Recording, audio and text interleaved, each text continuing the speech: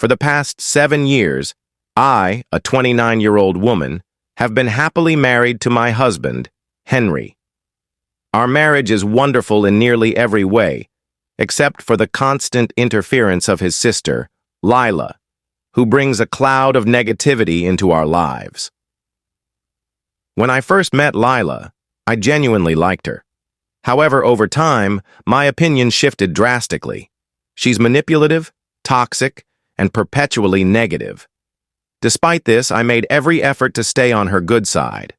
Henry had dated Lila's best friend at 17, but they parted ways because he felt coerced into the relationship by Lila. Years later, when Henry was 23 and single, Lila tried to push another friend of hers onto him, but he refused. She went to their parents, tearfully insisting she wanted him to marry someone she approved of, but they dismissed her demands after heated arguments. When Henry and I started dating and fell in love, his parents were incredibly supportive, but Lila was always distant and cold toward me. Whenever I was around, she'd bring up Henry's ex-girlfriends for no reason, mentioning their successes or suggesting he reconnect with them. This behavior puzzled Henry, and he repeatedly asked her to stop. Others noticed it too, so I wasn't imagining things. Lila's hostility escalated. She'd get upset and mock me, calling me insecure and saying Henry deserved better. She'd conveniently run into one of his exes and invite them to family dinners, claiming it was a polite gesture. She also obsessively checked my public Instagram account, always the first to view my stories. If a man commented on my posts, she'd complain to Henry, accusing me of posting inappropriate photos. Henry and I would laugh off her absurd accusations. When Henry and I decided to move in together, Lila urged him to break up with me, claiming I wasn't good enough and that she could find him a better match. Her words stung, especially since I'd always been kind to her.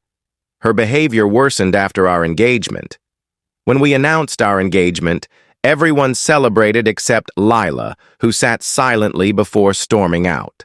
Later, she called Henry, crying and yelling that she deserved to hear the news first because she was closest to him. She sent me a near-threatening message, warning me about how I should treat her brother, as she'd always been the primary woman in his life. I left her message unanswered, which likely infuriated her further. Lila's coldness grew, but she inserted herself into every wedding planning detail, from dress shopping to my bridal shower. Despite my future mother-in-law and Henry calling her out, she openly criticized my choices. One day, while I was discussing table centerpieces with my mother-in-law, Lila mocked my taste, saying it lacked sophistication and that Henry deserved better. That was my breaking point. I snapped, telling her she was uninvited from the wedding and that I was done with her relentless taunting. Shocked, Lila was even more upset when my mother-in-law supported me. Lila later complained to Henry, demanding he control me. Henry backed me, telling her she wouldn't attend the wedding unless she apologized sincerely. She sent me a grudging apology, which I ignored, too exhausted from wedding planning to deal with her drama. I allowed her to attend to avoid future complaints.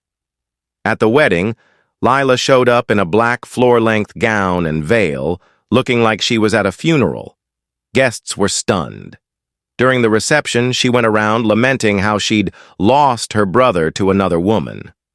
When Henry confronted her about her attire, she played the victim, claiming she could wear what she wanted and accusing me of being controlling. Her antics continued until my in-laws asked her to leave, which was mortifying for me. I've avoided her since. When I gave birth to our son Noah, I banned Lila from being near him. She protested, but my in-laws supported my decision, understanding my reasons. 2 years ago, Lila suffered a miscarriage with her then-boyfriend James, which devastated her.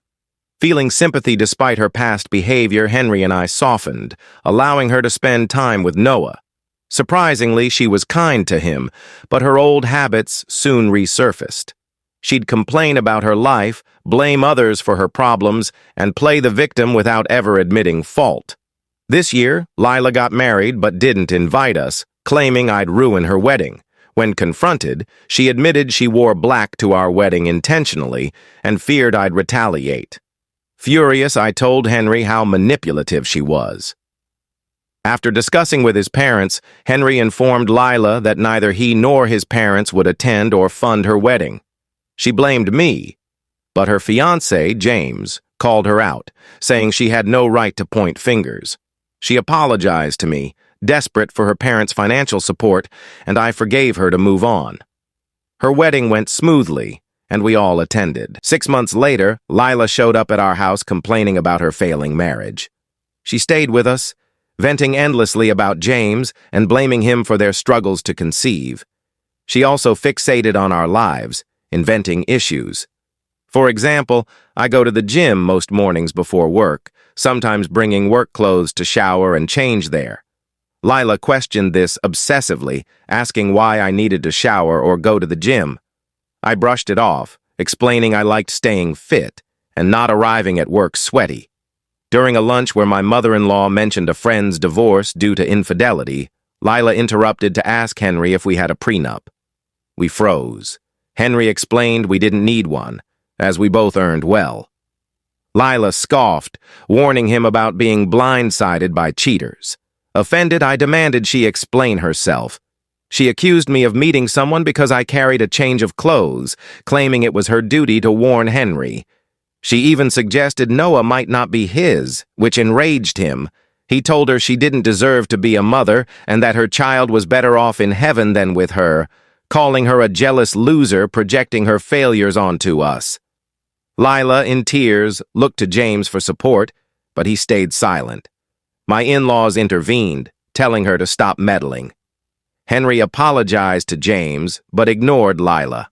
We cut contact with her after that, and my in-laws agreed she'd gone too far. For a year, we had peace.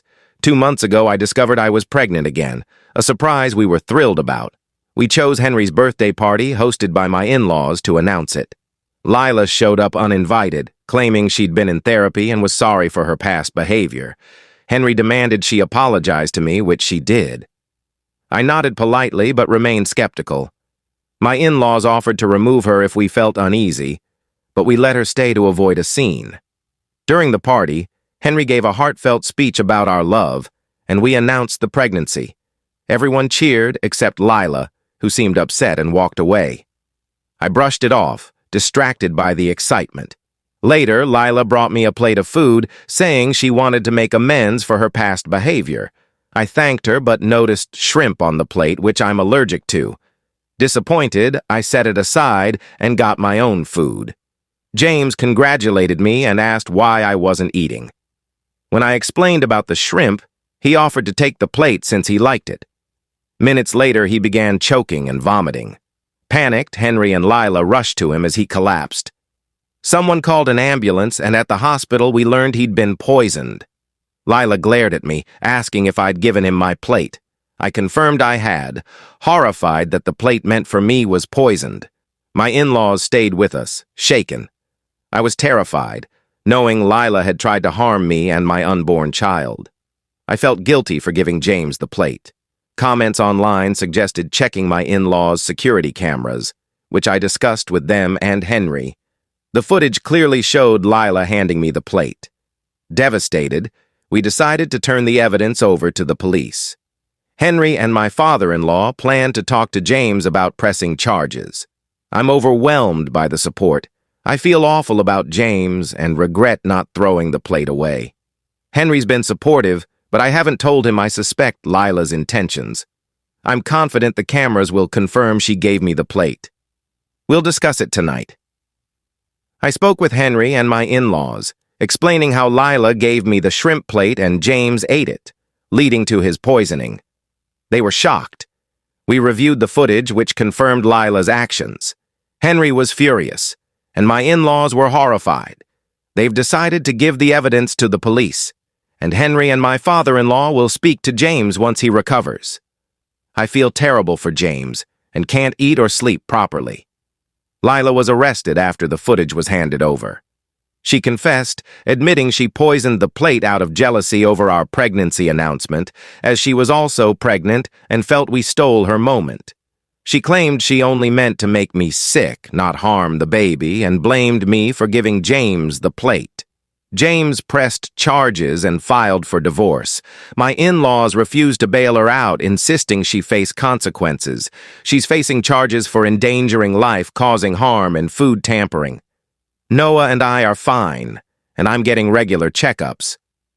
I'm struggling with a fear of outside food, but am considering therapy. Lila was convicted and is in prison. She admitted in court to years of jealousy, wanting Henry to marry her friend, and resenting me as an outsider.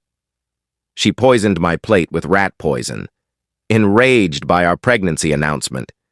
The judge rejected her plea for leniency. James is divorced and doing well, and we include him in family events. He reassured me it wasn't my fault. Henry and I welcomed a daughter, and Noah loves being a big brother. My family and in-laws have been supportive. I'm working through my fears with therapy. Thank you for watching Story. Please subscribe and hit the notification bell for more real-life stories.